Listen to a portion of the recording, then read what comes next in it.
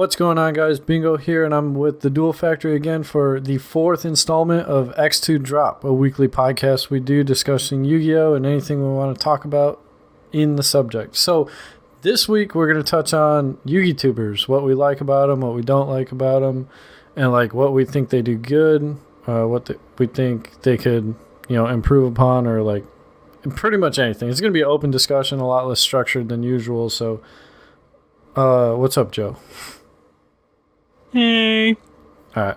So the first thing I want to talk about is the first Yugi tuber I want to talk about is Team APS, and this one's interesting because Duel Factory doesn't actually like this channel. For what reasons? All right, so I used to like them, but like for me personally, I just think they're just far too casual, and I think the opinions are a little too far out and whatnot. So I mean, like, you're gonna have that with any YouTuber you watch, though. Yeah, you know what I mean, and that's the beauty of it. Like the spectrum of the channels is so wide that Team APS. The reason I like them is because they're the channel that got me back into the game. It's very casual oriented with a touch of competitive, in mind. Like they don't have event tops. They don't have like championships under their belt. They just enjoy the game. Like Trell played Cubics for the longest time, right? But he wants to play as competitively as he can with Cubics. So I found that's kind of funny. Yeah, so that's why I liked them.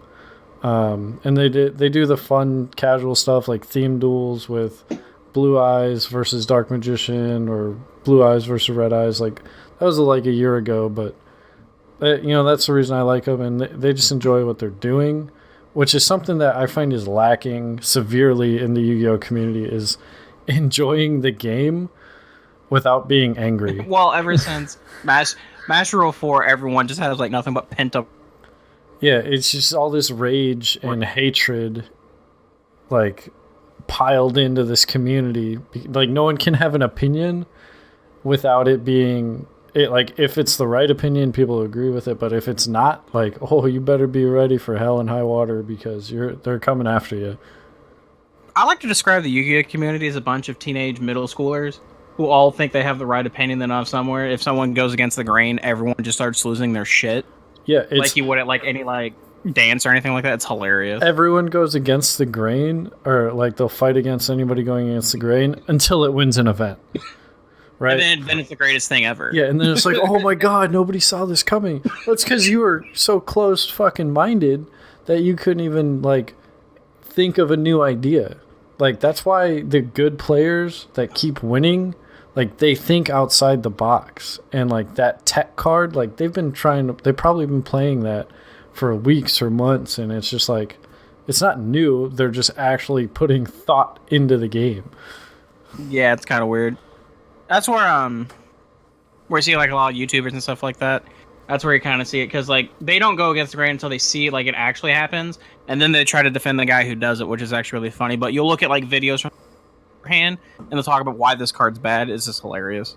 Yeah. Everything just changes on a dime. Like with new cards being revealed in the OCG, it happens so much. Like if you go back to certain YouTubers, they say like, so I remember one, it was Summon Sorceress, like wasn't that good.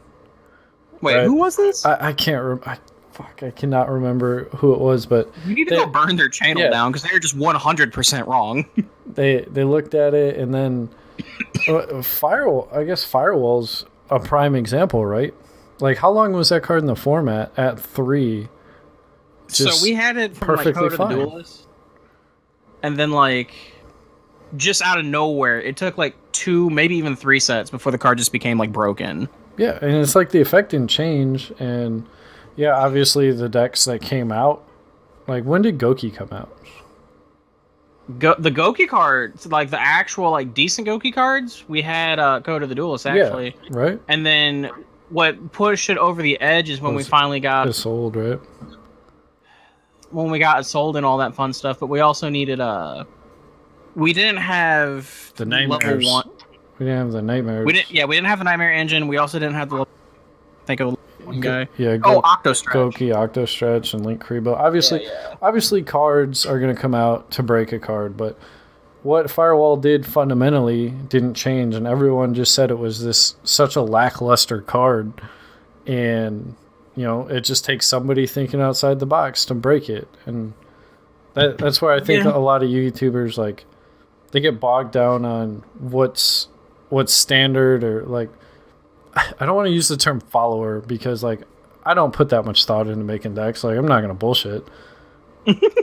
But I don't have the time to do that like I did 10 years ago, right? The deck theorying phase in our little group, our testing pod's hilarious because it's like almost non-existent. Yeah, it's like I'm gonna play this bad card because it's funny. Like that's where our stretch ends most of the time because I work full time, you work full time, and it's like maybe we'll get to locals on the weekend.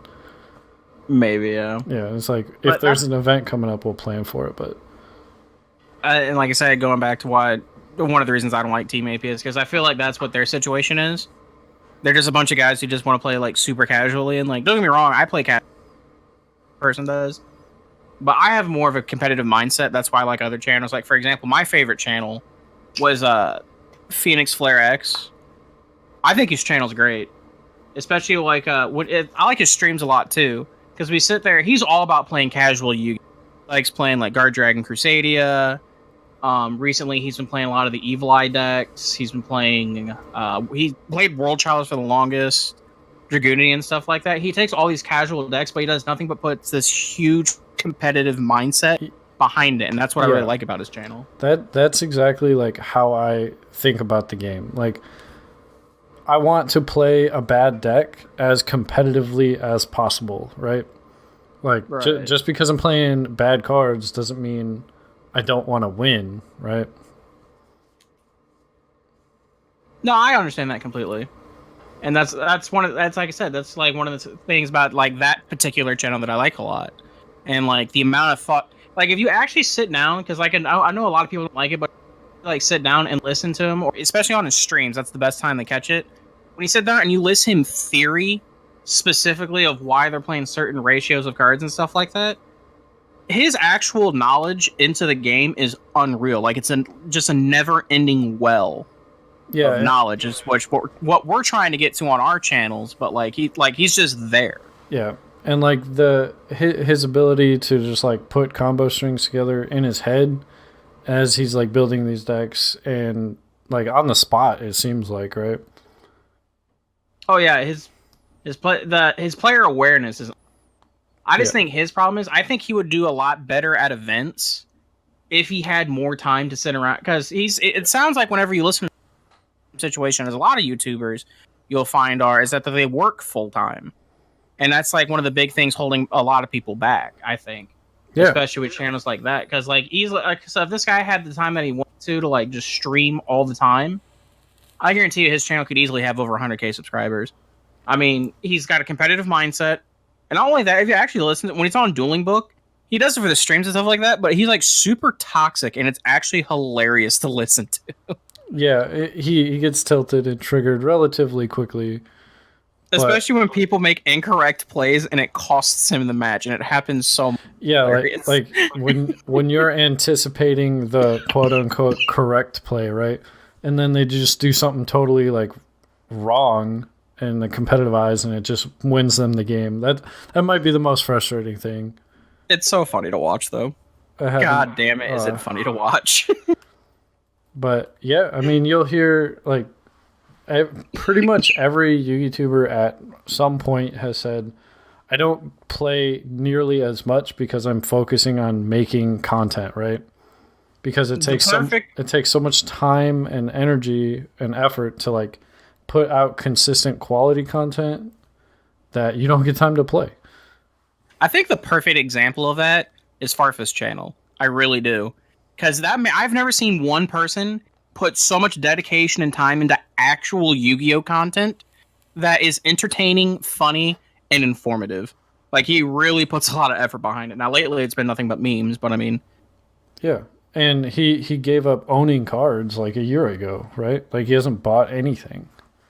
The only thing I think he owns is maybe his BA cards still, but yeah, he doesn't actually play the game like actual tabletop. I think a lot of it has the fact that he moved from where he lived over to Brazil for his wife. But I mean, like, he puts a lot. I think the biggest downfall of Farfa, even though like his channel's like super entertaining, the funny and stuff like that, right? And a lot of our memes are generated from his channel. His problem is with what you'll find with a lot of YouTubers, myself just as guilty and some others, but he doesn't actually know what he's talking about. Like, whatsoever. Like, if you sit down and listen to him with, like, competitive play and stuff like that, he just has zero idea what he's talking about. Like, there's just no clue up there. Yeah, it's like me. When I think I know something, you know, I'm gonna talk like I know everything there is to know about whatever we're talking about. And then you tell me I'm wrong. I'm like, okay, moving on. Like, that's exactly how he is, yeah. And that's what makes it funny. because it doesn't matter. And he knows. I think the last deck he bought was at the beginning of Sky Striker format. I think he bought that deck. Yeah, he bought Striker because he really, really liked playing in the mirror. But like his actual like Striker like mindset was just awful. Yeah, like it just wasn't good. I think the funniest part is his streams is when his buddies who actually know what they're talking about get on, and then he just gets pissed and turns them off the Discord channel. It's hilarious. Oh man, yeah, Farfa, like in the downtime of Yu-Gi-Oh, he's probably my favorite channel to watch because all it is jokes and funny content. Like, I know he knows the game. Like, he might not know it on the technical level of, you know, somebody that goes to events, but he understands card interaction for the most part. For the most part, yeah. But it's just something to, like, right now, we have no regionals till July or June or something like that. It's either May or July. It's a while. Yeah, and I'm not driving more than 3 hours for a regional. Fuck that. Yeah, it's to the point, like, neither one of us are, like, grinding for Worlds points or anything like that. And, I mean, even if we did, like, work obviously impedes in front of that and stuff like that. Like, usually in my case, like, I still, like, have, like, technically I have weekends off, but, like, for people like me who work at, like, banks, you still have to work a 3-hour shift every other Saturday or something like that, so that, like, impedes on being able to... It just gets in the way, and I work 5 to 7 days a week, depending... And it's just, I'll be lucky if I get to play locals, right? Like, I never stay past sometimes. 9 o'clock. Like, I got stuff to do. But in this downtime, it's really nice to be able to turn to a channel and not see a tournament report, not see a freaking market watch, for fuck's sake. Like, I just want to watch some Yu-Gi-Oh related content that, you know, makes me laugh or makes me think about the game. Another one that I think is really good, like, makes you think about the game. I'm actually watching a stream now. But a person who, like, blew up just, like, not too long ago was Doug Zeef, Zeef's channel. Yeah. And I think what makes his channel, like, so, like, actually good right now is, if you think about it, in his almost every single video he does, he's doing the same thing we're doing, basically recording this. If you listen to him, they all sound like podcasts. And when he talks about it, he's talking about things such as, like, where it catches a casual eye or catches the competitive eye, and then all of his ideas all seem like original ideas, like why the Egyptian god cards aren't played, why certain cards do this, why certain cards were better in different areas or different eras of the game and stuff like that. That's why I think makes him really good. Yeah, and that's why I think he's so popular. He just structures his video like an essay, and the best part for him in the state of Yu-Gi-Tubing is that formatted, that style of video or those topics, like why competitive players don't play this, like, I don't want to say no one else can make videos like that, but it's going to be that area where it's like, oh, you're just copying DZ because... If you think about it, he originated it. Yeah. And, you know, he brought it to... Like, I've seen it in other games, other card game-related videos like that, but he was the one that brought it over here, and now it's basically like, that's his brand. And if anyone watches you and you're doing that style of video, the first thing they're going to say is, like, you stole this from DZ, you know? Exactly. And, like, one of the things, like, another thing that, like, gives this, like, why makes this channel, like, so good is this guy went from, like, 5K subscribers dramatically almost to 100K subscribers. And he did this under less than a year span. And I think it's because not only the way, like, he structures his videos and stuff like that and how they're, like, discussions and podcast type, quality and stuff like that, but he actually knows what he's talking about. Yeah. And like he's not afraid to like make bold moves and bold opinions and stuff like that and whatnot. Like exactly like we were saying when pro players put X amount of time into doing this or doing that, and then the YouTubers then they start to pick and dissect at that point. He'll do this weeks beforehand, and then when it actually happens, he'll tell you why he thinks he did well, why it did well, and why he thinks it won't do well at the next event, or vice versa. Yeah, he's one of the only channels I watch that I don't want to use the term net deck, but he's the one he'll make bold judgment calls, right, or bold meta calls. Like he's not afraid to play evenly matched in the main and Altergeist, which is so counterproductive when you think about it to what the deck is trying to do. But he made a meta call because he thought he was going to lose die rolls and because of the decks in the format. And then, well, another thing is like when he talked about it and stuff like that, he'll give you his theory of why he did it. Especially like I said, it was a meta call, but he would also tell you like evenly match is one of those cards where if you don't have a very good starting hand, but you have multi-faker, you can evenly match your opponent at the end of their battle phase and resolve your own multi-faker and completely swing the game into your favor. Like, he's not afraid to make those types of calls, and that's why I think makes him a really good Yugi too. Yeah.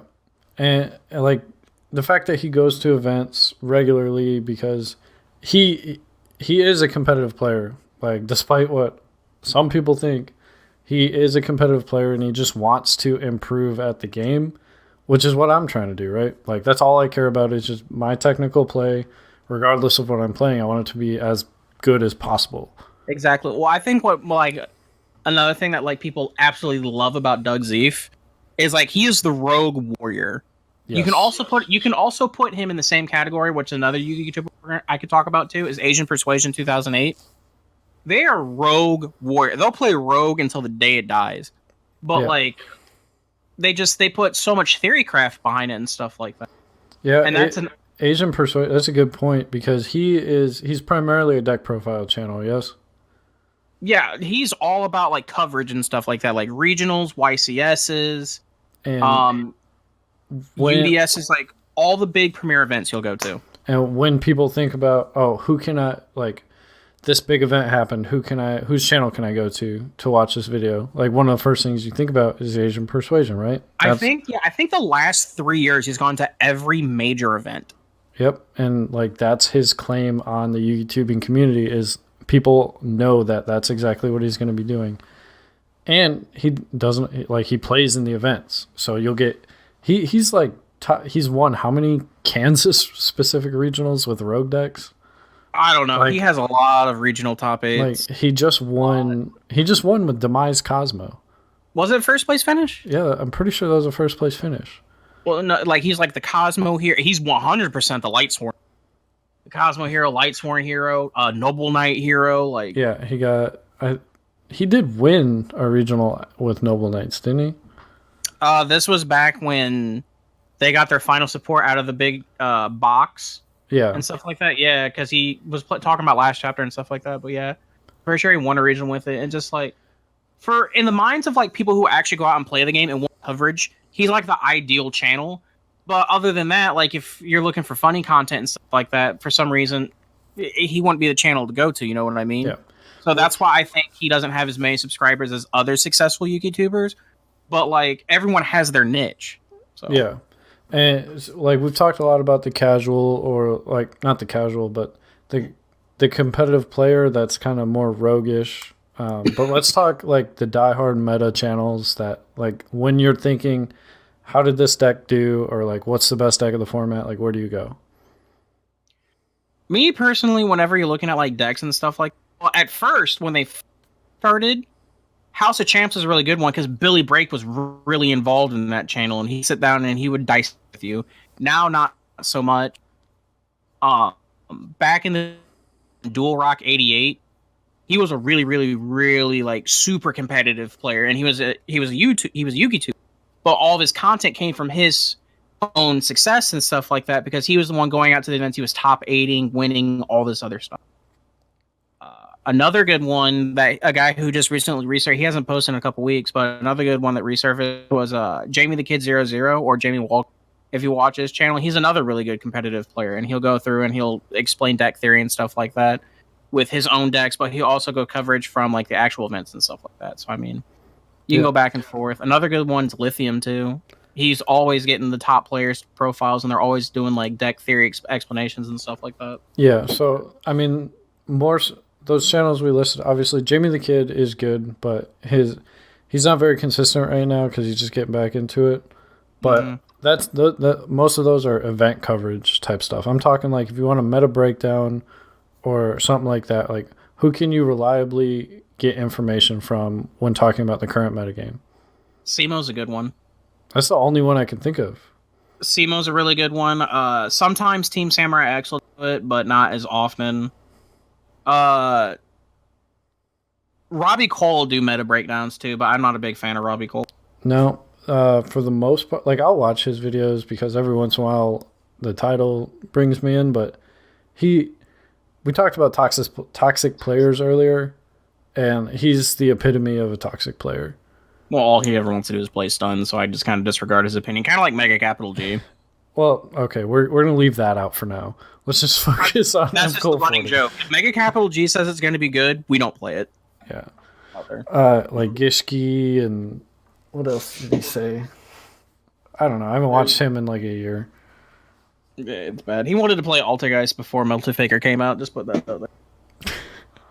All right, so toxic players is a topic that I can't stand. He posted, this was like a week or two ago. It was somebody's ban list prediction, right? I mean, it was an absolutely horrible, like god awful ban list. Oh prediction. yeah, where he just reamed into the guy. Jesus Christ. It's like I understand it's a bad prediction, and like we can laugh about it, but like, when you're attacking somebody for an opinion, that's the thing I hate about this community is we talked about earlier, just because someone has a wrong, in your opinion, because that's all it is it's a fucking opinion, that you don't have to attack them, right? You want to hear something toxic that I forgot all about that my buddies in Decatur can back? What's up? So back in 2016 when I won that region with Water, I think my buddy Wade sent him my list and stuff like that because we were trying to get the profile out there, right? This man took my list, profiled it for himself, and didn't even shout me out. He just said this was his original idea. Wow. I've never been more heartbroken. It was literally my deck, card for card. The Undyne Engine, the extra deck... Even the side deck was mine. And I was siding Boxia because I kept losing the Metal Foe Yang Zhen. And I was playing Reaper. It was heartbreaking. I just can't stand that because like I'm semi-involved in other card games like YouTube communities, like watching stuff. And everybody's so positive about other people's opinions and input.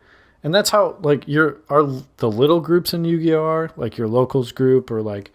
You know, the people you talk to, like, hey, I got this idea. How do you think? What do you think about it? It's interactions, but like the big names, I just feel like they can get really aggressive, and like it just shuts down the open conversation. And I don't see a point to that. Right, but I mean, I think it's like you'll have that in every card game and stuff like that in communities. I just think it's more exaggerated because if you think about it, there's a lot more elitists in our game, and you can see that in some of the YouTubers that you watch and stuff like that, and I think that's a big problem in our game. I think that's a good point, is the elitist mindset, which, don't get me wrong, I've slapped some like bad ideas off the table real quick, but I try not to be a total asshole unless it's somebody at our locals that I can't stand. Take a bill. Oh shit, I said that loud, my bad. Yeah, you did. All right, it's all right. But jumping back to getting off Robbie Cole, because I'll watch his videos, his market watches, like they make me laugh because they're not really serious market watches. But I want to jump back to Simo for a second and going to meta breakdowns, meta analysis, and where he thinks the meta is going. Like he's one of the only channels that does that. He's one of the very, very few channels, and that's so big because obviously the casual is a lot bigger than the competitive scene, but the competitive players need somewhere to go to find that information. So he's kind of locked himself in a pretty safe spot. right? Like I'm kind of like going through like the list of like people that I'm like subscribed to and stuff like that. But like when you look at it, just like none of them do like actual meta breakdowns, like you were saying. Like and a one that used to do it really really well was the Ultra Reality Games actual YouTube page. It used to be really really good at it. Yeah. But for the longest time, they just haven't. Well, I'm still subscribed to Bingo HD. I should probably unsubscribe. Yeah, unsubscribe right now. So, one thing I want, like, obviously you see it with DZ's growth and Simo's growth that, you know, he has a fan base as well as incoming population because of the content he's putting out. It starts a conversation, and it's kind of the healthier side of YouTubing. And then we go to House of Champs, who used to be growing relatively well, and he's been very, very stagnant in his growth, right? I think that's because of the type of content he puts out. Yeah, there hasn't been any significant change, but like he went from like, because he was doing a lot of event coverage, and he was doing a lot of this and a lot of that. And one of the big things that like he used to get like a lot of like stuff was the Zodiac Duelist tournaments and stuff like that. But now just recently they don't do like the feature matches and stuff like that anymore. And I think it's because he's trying to do his streams like Farfa's, where he's just trying to be a bunch of jokes and stuff like that. But John Moore's not nearly as funny as Nadir. He's just not. And like, I get, like, streaming is a lot more fun when you have an audience because you're directly interacting with them. And that's fine. Do that. Like, but when your focus and his well-being is literally Yugi tubing, right? That's his job. Yep. So the only content he's put out, like, I can't remember the last time I watched a video from him that wasn't a market watch or a new card release or like product breakdown, you know? Like, it's very small, and it's not something that people look up. It's just, oh, that's in my feed, I'll click on it because why not? Yeah, exactly. That's basically what it comes down to. It's just clickbait at this point. And market watches is something that we can touch on real quick, and how I know market watches aren't directly responsible to the massive fluctuation in the secondary market. A lot of it comes from events and stuff, but they definitely speed up the process and kind of inflate prices more often than they help you get the card, right? No, 100%. At this point, most market watches are just memes because they're just trying to make rise in price because they do. Yeah, I am a firm believer of that. And it's the most frustrating thing when you're like eyeballing a card, like, should I buy it? Should I not? And you're thinking about it, and then who is it? The Cali Effect puts out, buy these cards now before they shoot up in price. And it's like, okay. 15 seconds after you just thought about it. Yep. And then it's like, I got to wait 30 days for this card to even be a reasonable price. So that's a channel worth talking about. I think would be a lot better if they weren't so eccentric, which is the Cali Effect. Yeah. Especially like with like his intros and stuff like that, and then like how stuff like that. Like, I mean, it's cool, but like, I can't say I've watched his videos in the past year or so. I couldn't even tell you what kind of content they are. I used to really, really like watching him because like his deck. Yeah, so did I. I was gonna say so did I, but and then he just kind of got off of what he like grew doing, and then I lost interest. Yeah, it's not as entertaining anymore. But I mean, he's still one of the better. I use that term loosely. Yugi tubers out there. Yeah, like he's got a friendly demeanor, and he's positive attitude, which is to me half the reason to watch a channel. Because if you're just a dick and an ass, like, I don't want to watch it unless it's to be a dick, right? Yeah, I think that's where a lot of smaller channels and stuff like that, I think that's what happens, because like they do Yugi tube and they think they can do it so much better than other people who have like been proven to like actually been do well, but they never let go of their elitist mentality, and that's why a lot of channels fails and whatnot. Yeah. All right, guys. So we're at about 30 minutes here, so we're gonna wrap it up. Joe, you got any last minute comments? I mean, other than we're discussing, if you guys like the content, please continue to follow, listen to us, follow channels and stuff like that. Pumping out content. So if you like Joe, here he's over on the youtube.com/the Duel Factory, and myself is youtube.com/tryhardbingo. We upload these podcasts on Spotify, Apple, Google Play, whatever. And our channels every Monday. Yep. You know, it's a hobby, so we enjoy doing it. But thank you guys for listening. If you've liked the video, please remember to like, comment, subscribe, do whatever. Leave a comment down below. Be a part of the conversation. Peace out, guys. Peace.